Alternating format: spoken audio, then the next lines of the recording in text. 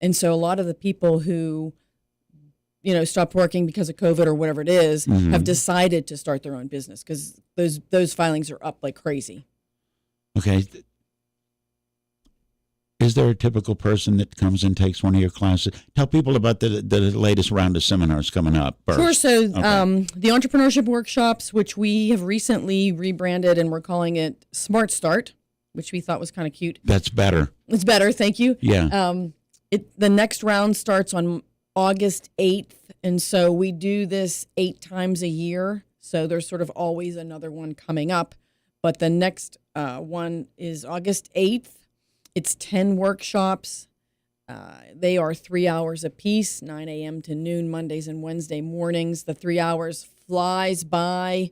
I used to think, what would we talk about for 3 hours? It flies by. A lot of times I give the clients an opportunity to take a break. Do you want to take a break? Whatever. And they say, no, let's keep on going. Like, really? It's a lot of good, but it's a lot of good information. It's a lot of good, important information if you're going to start your own business.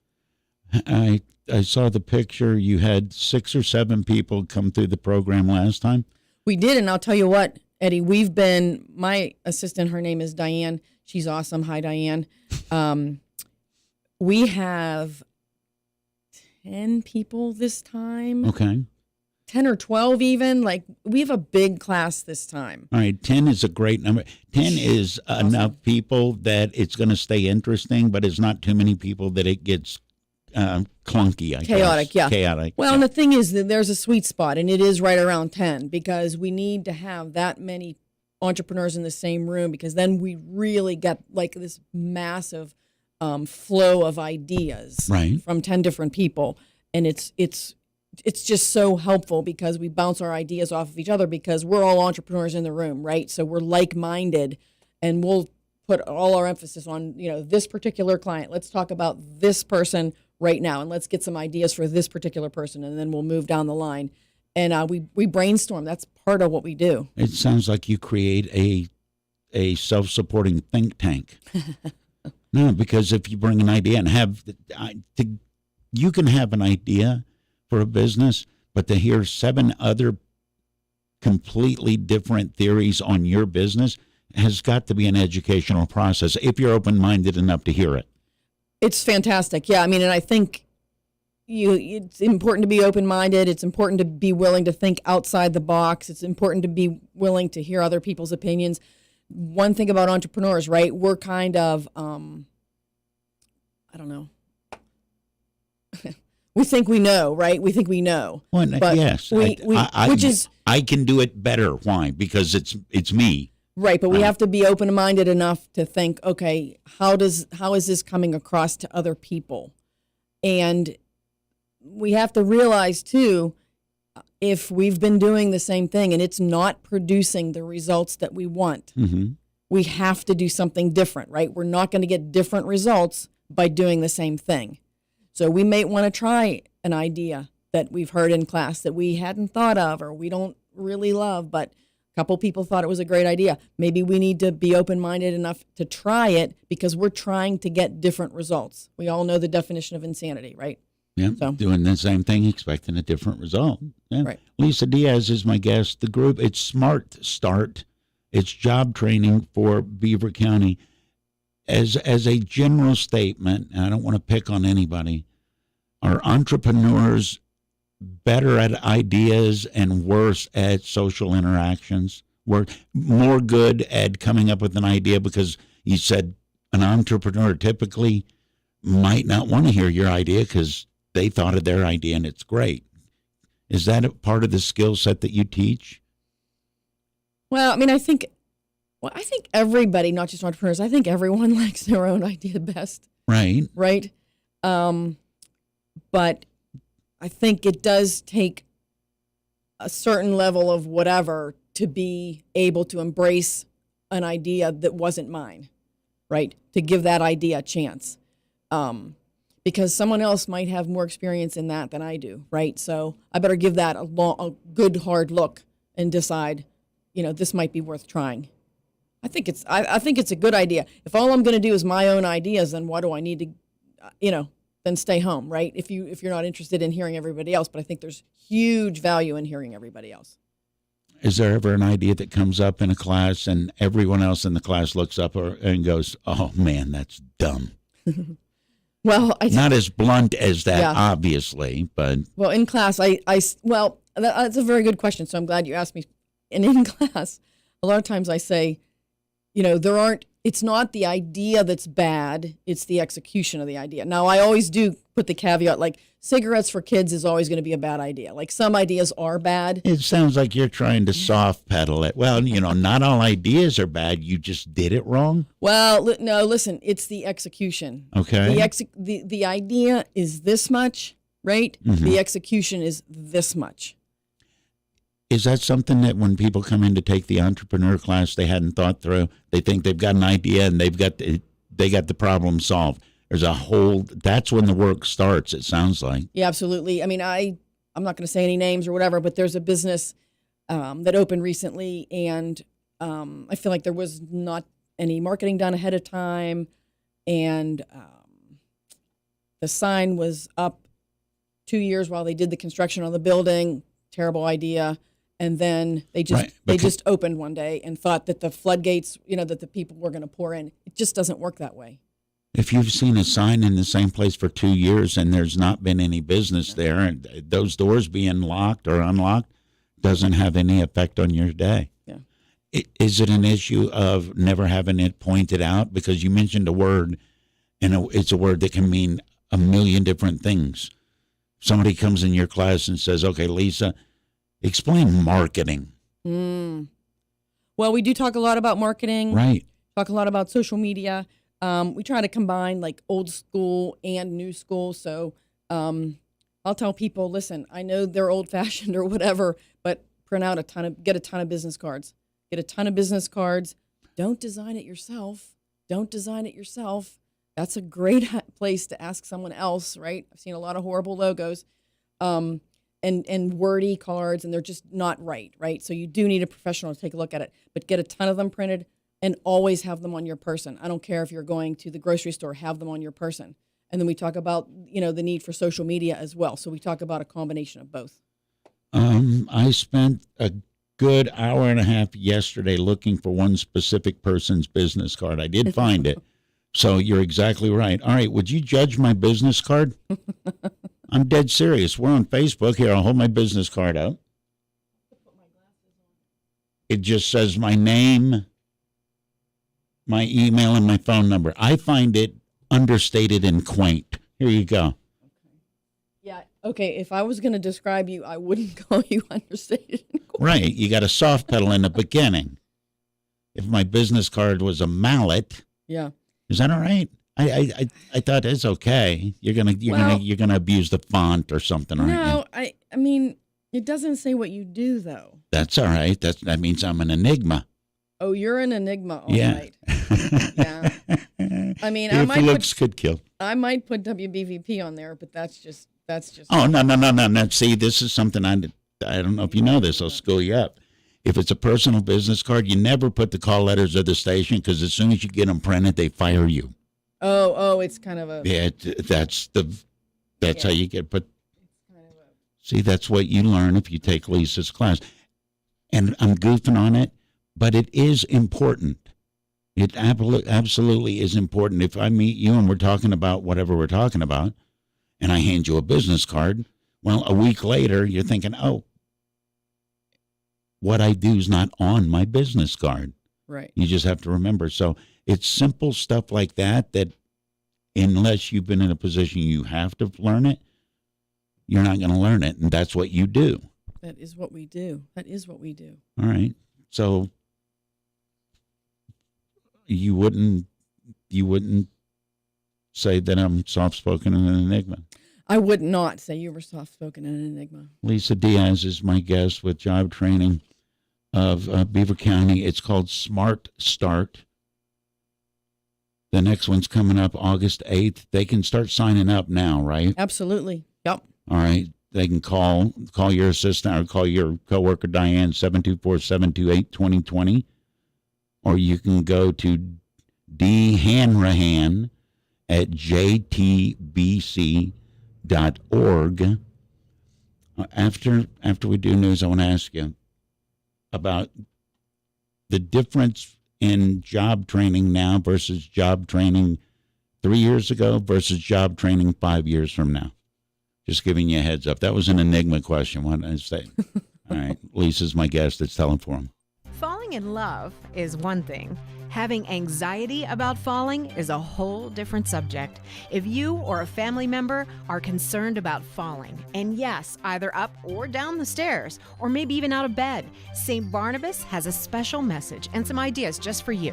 Years of experience in working with people who are prone to falls has given St. Barnabas special expertise in this area. Call them at 724-443-0700 and learn about ways that you can begin to feel more confident and safe, including suggestions that you can implement right now into your daily routine. Call St. Barnabas at 724-443-0700. For many years now, St. Barnabas has been helping people fall in love, that is, with their new, better life, a longer life, a risk-free life. Call St. Barnabas now at 724-443-0700 or visit stbarnabashealthsystem.com and learn more about living longer and better.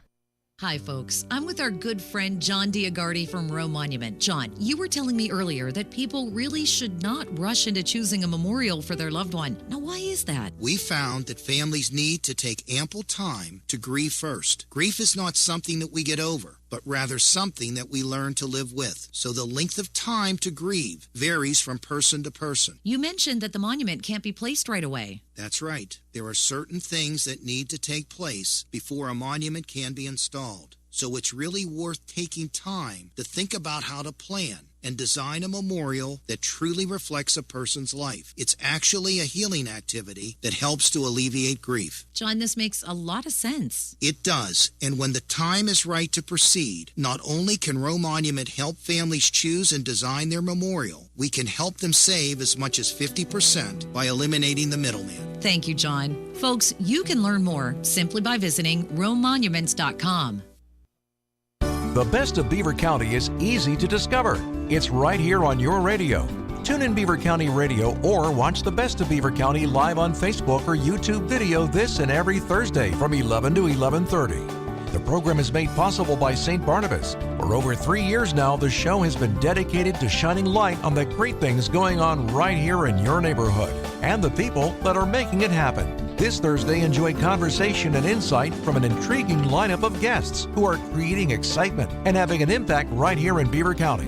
Your friends and neighbors at St. Barnabas are pleased to support the best of Beaver County. The radio broadcast will also be replayed each week from 11:30 to noon on Sundays on Beaver County Radio. Archived Best of Beaver County videos can be viewed on the WBVP WMBA Facebook page. It's your chance to encounter the best of Beaver County with host Mike Romai this Thursday starting at 11. For more information, visit beavercountyradio.com. What is dedication? I am the father of a 9-year-old little girl and a 6-year-old little boy, and I find fatherhood both relentlessly challenging and relentlessly rewarding. My daughter is biological and my son is adopted. I love them both so much, from the morning when you wake up to putting them to bed at night, and every moment in between. It really is so special, and boy, is it exhausting. One thing that I fear about being a parent is the future for my children. I think a parent's job is to protect our children, but also prepare them for the world so they become good, kind human beings. But I'm also hopeful that the future holds a more inclusive and compassionate world for them. That's dedication. Find out more at fatherhood.gov. Brought to you by the U.S. Department of Health and Human Services and the Ad Council. Are you ready for a life-changing career? Presley Ridge is seeking mental health professionals to support kids and families in Beaver County. Hiring and retention bonuses are available for new employees. Presley Ridge also offers high-quality clinical supervision and training, flexible schedules, and competitive benefits. Visit presleyridge.org/careers to find current opportunities and apply now. Presley Ridge is an equal opportunity employer. The views and opinions expressed on WBVP and WMBA are those of the participants and host. They are not necessarily the viewpoint of WBVP and WMBA, its staff, management, and advertisers. Thank you for listening to WBVP and WMBA.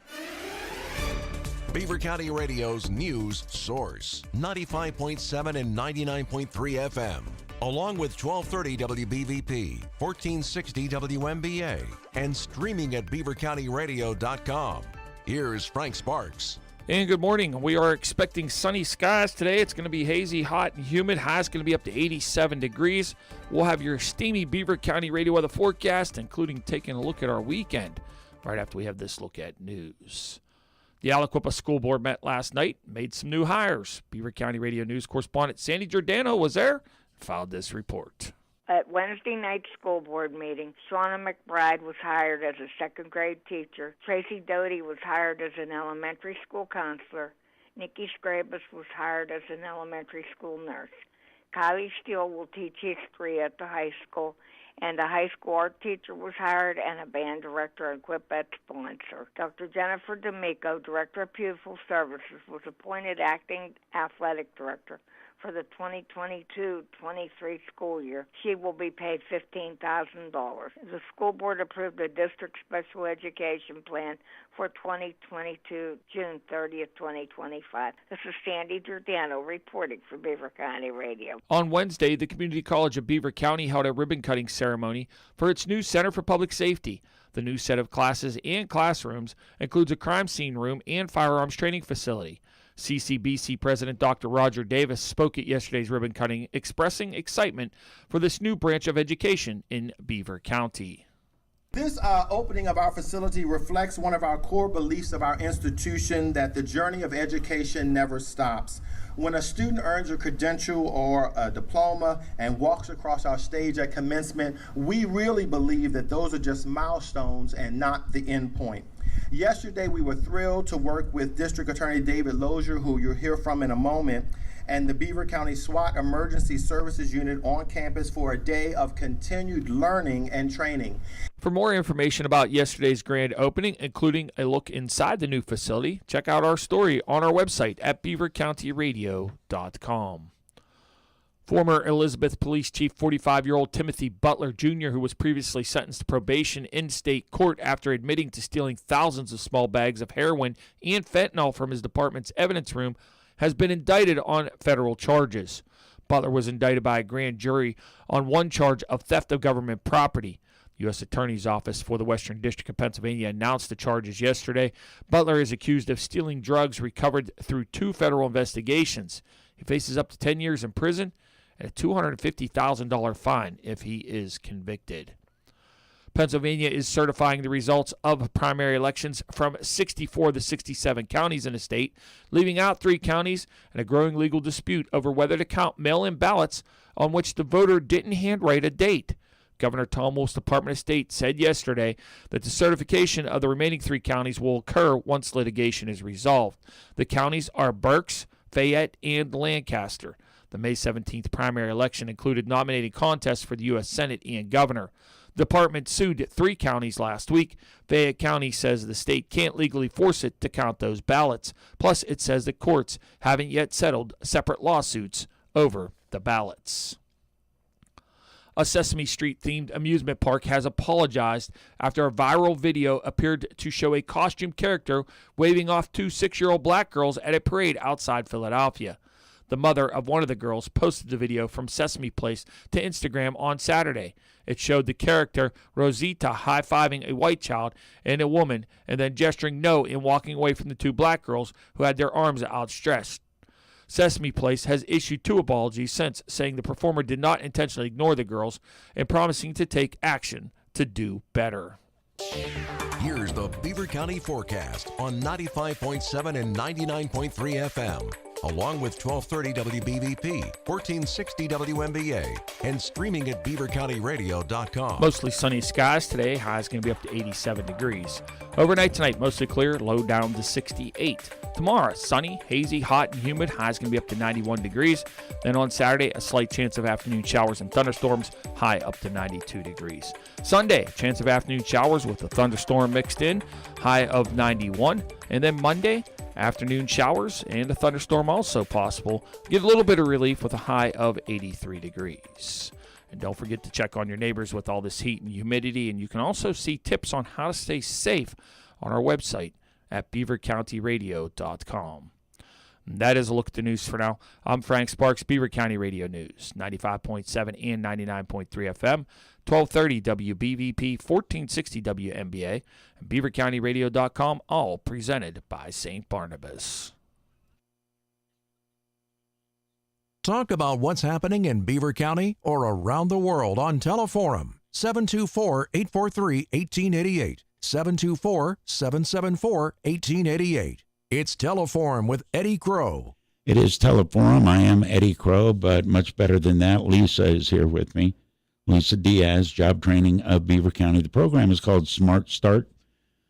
You can listen like you're listening. You can watch. This is on the Facebook live stream as well. I want to ask you something. It's a three-part question, but I'll put them all together as quick as I can, okay? What do you wish you knew about running a business when you were running your own business? What have you learned since? And how is it going to change in the next 20 years? Wow. How's that for all at once? Because you've got you teaching these entrepreneurship classes. This is perfect for you. You came from the background of running your own business. You've now been teaching it a little bit and finding out what's relevant and what's not, and you're starting to get a pattern. Teach enough classes, you start to hear some of the same questions. Sure. So what has changed? What have you learned now that you think back and go, man, when I was running my own business, that'd have been helpful. I'm glad I'm not teaching that. Well, I'm going to answer the first part of your question, which is what I wish I would have known. Yeah. Well, I'll tell you what. It's the opposite of what you might think. So you might think that I would say, I wish I would have known how much work it was going to be. Mm-hmm. That's absolutely not what I would say. Because if I had known how much work it was going to be, I wouldn't have done it. So in your case, ignorance being bliss. I didn't know that Yeah. I was going to have to do this, and that's good because I wouldn't have had I known. Okay. Yeah, for real. Yeah.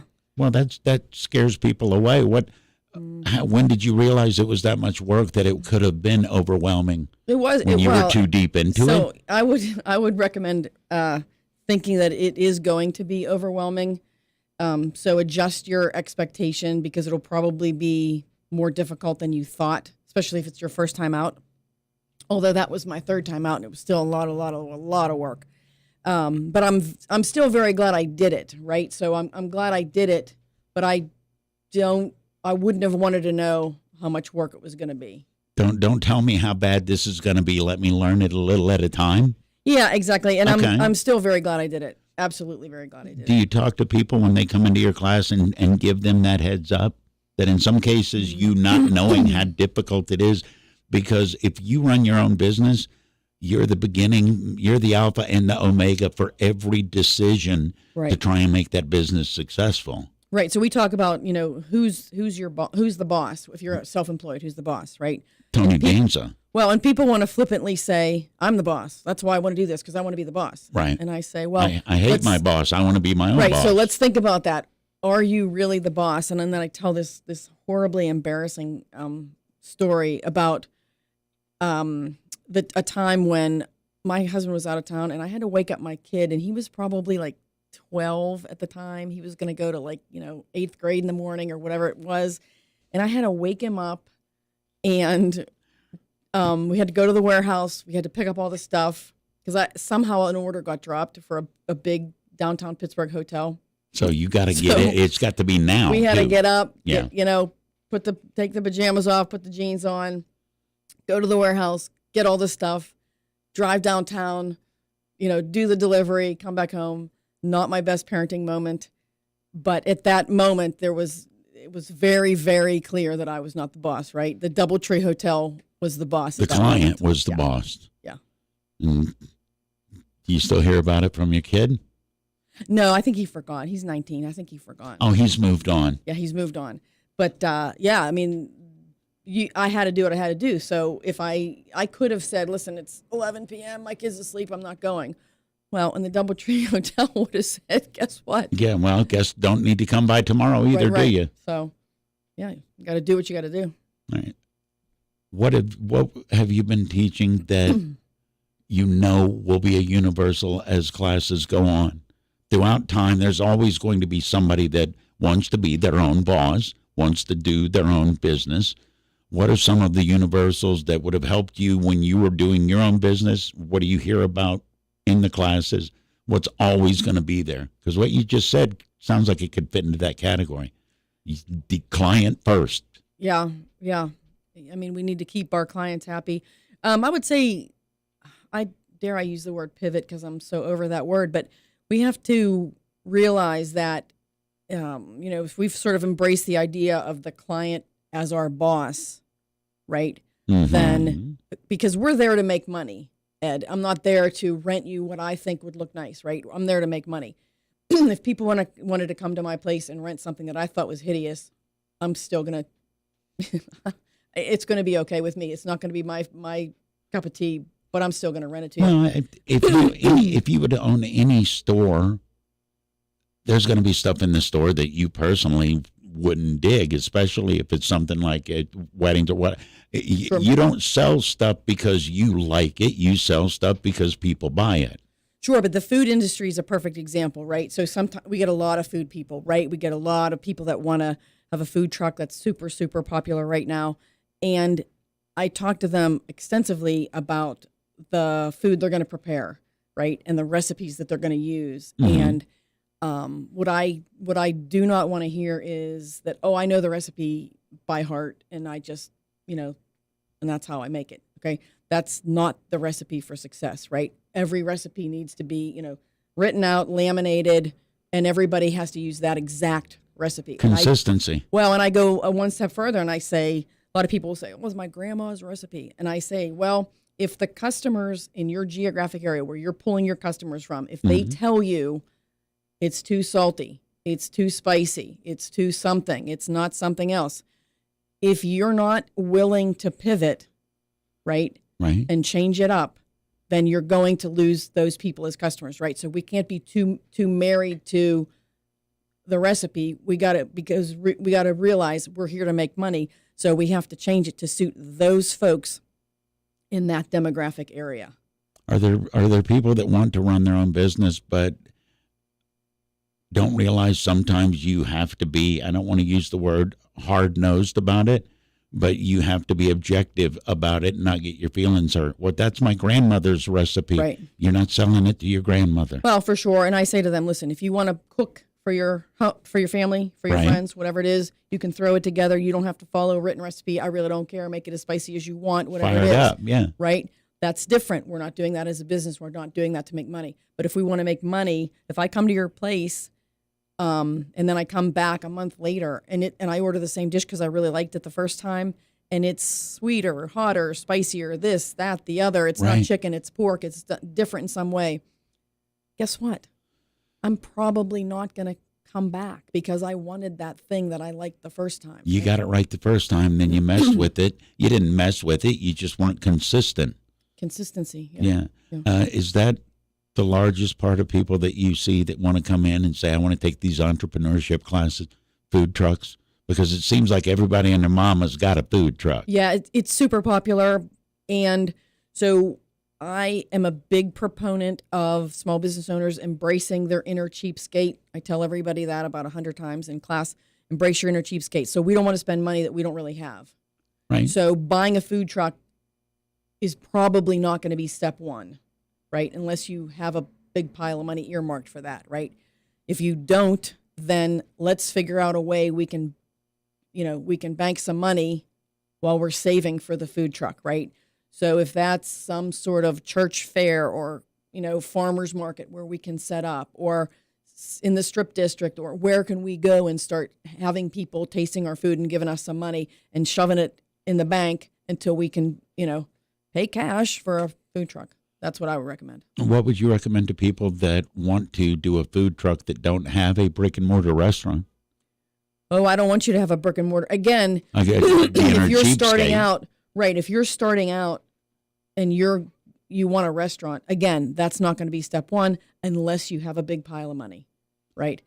I mean, the truth of the matter is people think they can go to the bank and get a loan. I'm generalizing, but that's not a good plan, right? You're not going to walk into a bank with a brand new business idea.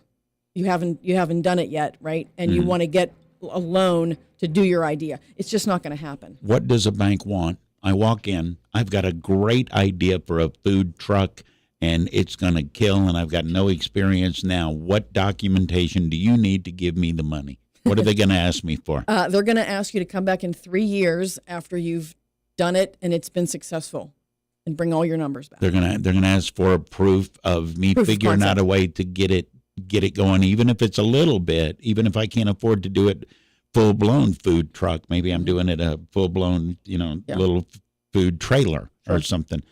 Proof of concept. They want to know, do people like the idea? Are people giving you money for this food, right? Is it working month after month for a couple of years? At least 2 years, probably 3 years is better. How much more difficult is it to work with the variables when you're talking about restaurants, because you're talking about market price for your product? Everything's more expensive than it was, for sure, but the fluctuations when it comes to buying food, it's absolutely insane. How much more difficult does that make it? I mean, so much more difficult, but also, too, when you have a bricks and mortar restaurant, right? I mean, you have so many more expenses. And that, if you're new and you're inexperienced, that can kill you. And I think that's why that the popularity of the food truck, right? Because you can get in the food industry with a lot smaller, dollar amount.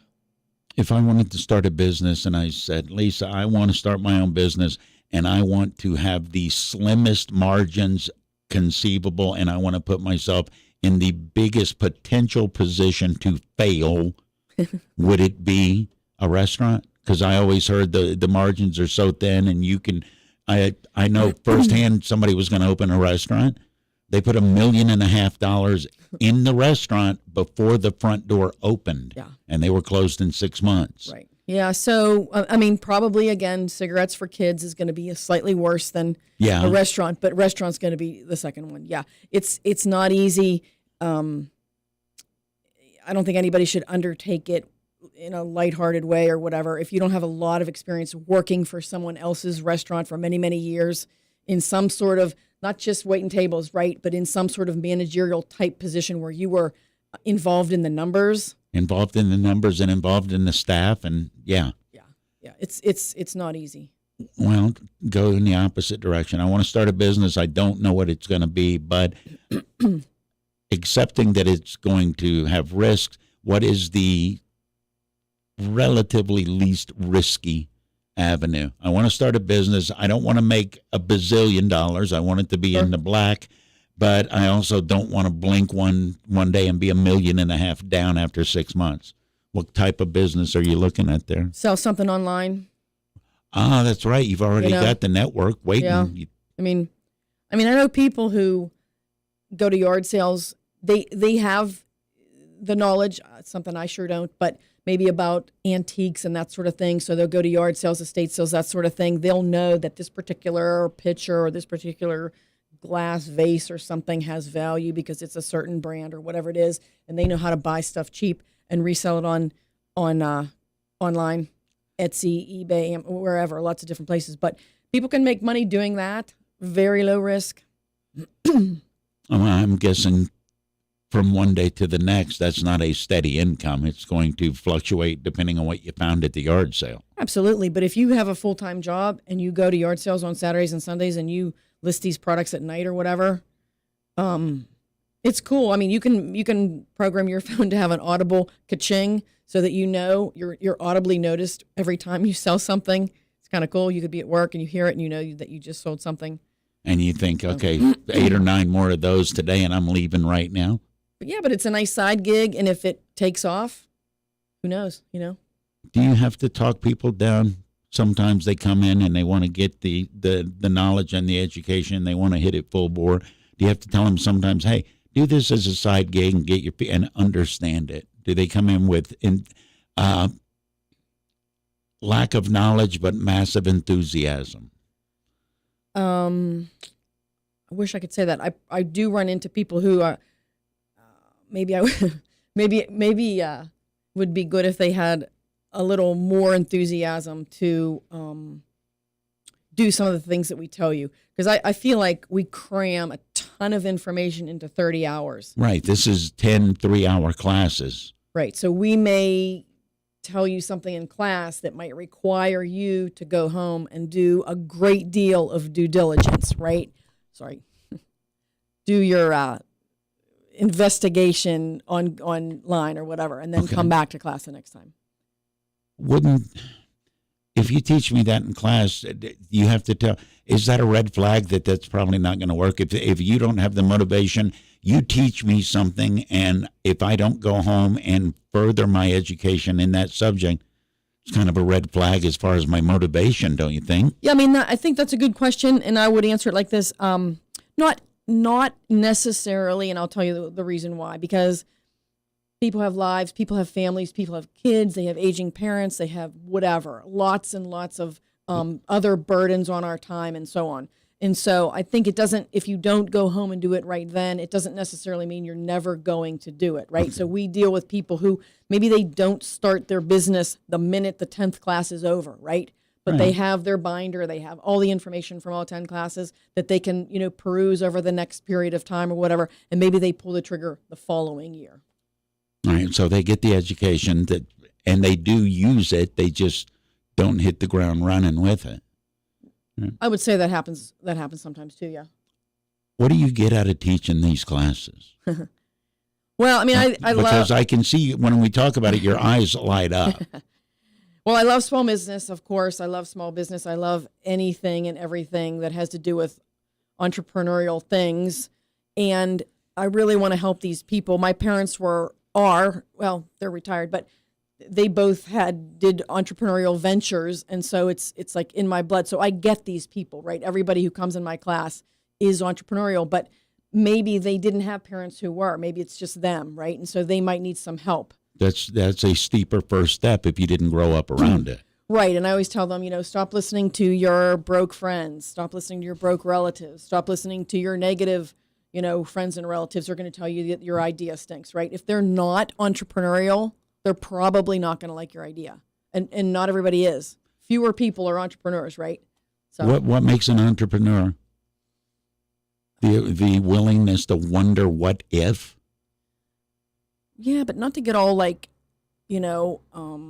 spiritual on you or whatever. But I think it's either in you or it's not. I don't know. You said your parents were both the same way. Was it weird growing up and having friends whose parents did the 9-to-5 cubicle? Was that something you saw that in your friends' parents and thought, I that's not me, or you just couldn't relate to it? Yeah, I mean, I guess maybe at the time it seemed different, but now I realize, everybody has their own strengths and weaknesses, and entrepreneurship is certainly not everyone is cut out for it, for sure. You have people come in that are really into it, and you instantly know it's like, this isn't your bag. How do you tell someone nicely? Well, I mean, if I show up in an NBA tryout camp, that's not going to be my bag. Yeah. So I would never tell anybody in a blunt manner or whatever. We talk more about the qualities that a successful entrepreneur should have, right? Okay. And then you need to maybe go home and do some self-reflection and decide, do I have those qualities? Or do I have them, but I need to kind of develop them a whole lot more? What are some of the qualities? I mean, we've talked about it, but bullet point, perseverance, I would guess, would be one. Yeah, I mean, confidence is really important, and then to be perseverant. And we talk a lot about changing behavior, being able to make a mental shift to start, doing things possibly a different way. And so I think it's best to have some some fortitude that you've decided, you've put a stake in the ground, and you've decided, okay, this is how I do things now. You ever have anybody burn a bridge just to commit that deeply? It's like, I'm never going to make that step unless I only have that option. I'm not going to start my own business unless I leave this business, and I'm not going to leave it because I'm scared, so I'm going to get fired. That way I'll have to start my own business. I have not had that very scenario, I don't think, no. No? It seems like a good way to get motivated. They're the students that come in with excitement and fear in their eyes. The next workshop starts August 8th. Please, again, tell people how they can get signed up for Smart Start, and you'll be their teacher because this is what you do there. It's 10 classes, 3 hours each, and I remember you told me it's at the mall. Now, you tell everybody the correct information. Sure. No, that's good. It's at the Beaver Valley Mall, Monday mornings, Wednesday mornings, 9 to 12, 10 in a row. We have local Beaver County experts come in and speak. It's very important to me to bring in other Beaver County people, right? I don't want folks, no offense, right? But everybody to come who works in Beaver County because I want my clients to increase their network. So I want to introduce them to an insurance guy from Beaver County, a financial guy from Beaver County, a banker from Beaver County, and et cetera, an attorney from Beaver County, right? Because I want you to have those folks that you can call and say, I met you in this class. Here's my problem. Can you help me out? Right. And it humanizes concepts when you actually meet people that do what they're telling you. Right. And Beaver County is small, right? So we talk about 6 degrees of separation. I think in Beaver County, it's like 1.5 or something, right? Yeah. So we know somebody who can help you. Hey, does anybody know a guy who fill in the blank? And someone else says, yeah, I do. I know that guy. Here's the name, here's his name and number. And I think that's what's extremely important. I think that's one thing most of the students, most of the clients that I teach, I feel like they don't have a big network. Not everybody. Once in a while, we do get somebody who does. Right. But most of the people don't have a big network of other business people, business owners, business professionals, and I think that's part of what we help to get you to understand how important that is. Lisa Diaz is my guest. She's going to teach you how to be an entrepreneur. All you got to do is get signed up for it. What did I not ask you that you wanted me to ask you today? So I'll just tell you quickly again, 724-728-2020. That's how you can reach us. You can email me. You can email Diane. But my email is ldiaz@jtbc.org. But maybe the number is easier to call and leave us a message. We'll call you right back and get you signed up. All the classes are free. Maybe we didn't say that today. You know what? You didn't. Free. Yeah. To quote the great Blutarsky, don't cost nothing. Don't cost nothing. Yeah, they're free, but we do cram a lot of really valuable information into those 30 hours. So we have a lot of fun, and we feed you on the last day. Oh, nice. You should come over on the last day. Eddie will feed you. Okay, sold. Lisa Diaz has been my guest. Coming up next, it is the Best of Beaver County. Mike Romines' guest is Josh Kale. The Best of Beaver County is easy to discover. It's right here on your radio. Tune in Beaver County Radio or watch the Best of Beaver County live on Facebook or YouTube video this and every Thursday from 11 to 11:30. The program is made possible by St. Barnabas. For over 3 years now, the show has been dedicated to shining light on the great things going on right here in your neighborhood and the people that are making it happen. This Thursday, enjoy conversation and insight from an intriguing lineup of guests who are creating excitement and having an impact right here in Beaver County. Your friends and neighbors at St. Barnabas are pleased to support the Best of Beaver County. The radio broadcast will also be replayed each week from 11:30 to noon on Sundays on Beaver County Radio. Archived Best of Beaver County videos can be viewed on the WBVP WMBA Facebook page. It's your chance to encounter the best of Beaver County with host Mike Romine this Thursday starting at 11. For more information, visit beavercountyradio.com. Hey, it's the Beaver Valley Community Concert Association proudly announcing its exciting 2022-23 season. Show number 1, Atlantic City Boys, Tuesday, September 20th at 7:30 p.m. Show number 2, Nick and Desi, Broadway Song, Dance, and Romance, Saturday, October the 8th at 7:30 p.m. Show number 3, Sail On, the Beach Boys Tribute, Thursday, November 17th at 7:30 p.m. Concerts held at the Beaver Falls Middle School Auditorium. For more information, contact Peggy McCullough, 724-846-3203. Please visit our website, www.bbcommunityconcert.org. Adult tickets, $60. Student tickets, $10. Or purchase a ticket at the door, $25 for adults. Student tickets, $5. That's the Beaver Valley Community Concert Association. We've got so much to say that we need 4 radio stations. 1230 WBVP, 1460 WMBA, 99.3 FM, and our newest edition, 95.7 FM. You're listening to 95.7 FM, 99.3 FM, presented by St. Barnabas, in addition to 1230 WBVP Beaver Falls and 1460 WMBA Ambridge. Welcome to the Best of Beaver County, presented by St. Barnabas, a weekly segment dedicated to putting the focus on the amazing things and the amazing people behind them in Beaver County. The Best of Beaver County is sponsored by and content is provided by St. Barnabas.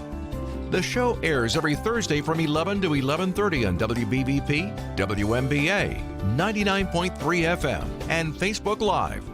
Now, with no further ado, let's welcome host Mike Romide to introduce today's program.